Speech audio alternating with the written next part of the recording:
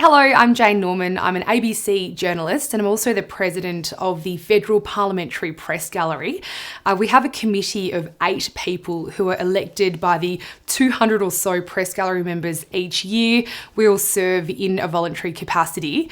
Our main role really is to decide who should have a press gallery pass, and we have stated criteria that needs to be met, and also which media outlets should be able to lease space in the press gallery.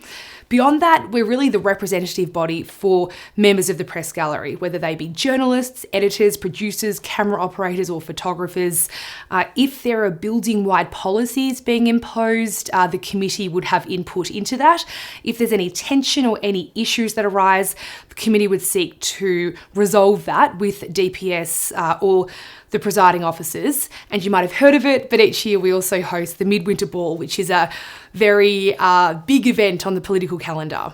I've been a journalist for more than 15 years, and probably the biggest change I've seen is the advent of the 24-hour news cycle. So we have constant deadlines, not just like a newspaper deadline at night or the 6 or 7 p.m. news bulletin, and also the fragmenting of media. So now audiences are getting their news from so many more platforms than existed even 15 years ago. It's not just TV news, radio news, or online. It's now social media. We're doing vertical videos for TikTok and Instagram. And I think what a lot of media organizations are trying to do now is to be where the audience is. And so that means that perhaps a lot of journalists' time is spread more thinly, trying to file for more platforms to ensure that, our news content is on Instagram, because that is a growing platform with a younger audience that a lot of media organizations are trying to target. My advice to staffers is don't be afraid of the media.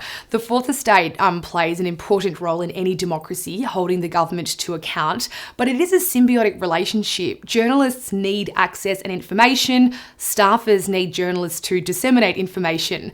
So perhaps as a starting point, you could target new journalists in the gallery who are also building up their contact book, and also journalists who are covering rounds or portfolios that your boss holds. So whether that be IR, health or education. You can really just ask a journo for a 30-minute catch up at Aussies just to exchange numbers and really introduce yourself.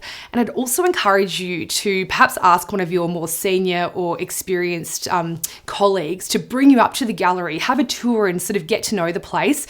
I know it can be really scary, but it is a great way of building relationships with journalists.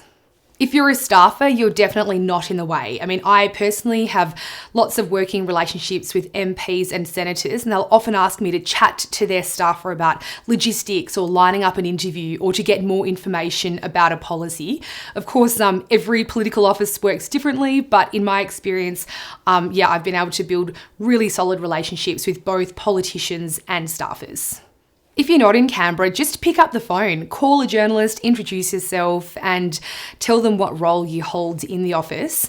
I'd also recommend that if you can, come up to Canberra during a sitting week to get to know how the press gallery works and also meet a few press gallery journos. Often people will get hung up on when is a good time to call. Really, there's never a good time to call. So just pick up the phone, speak to the journalist. If they're busy, they'll arrange a time to call you back later.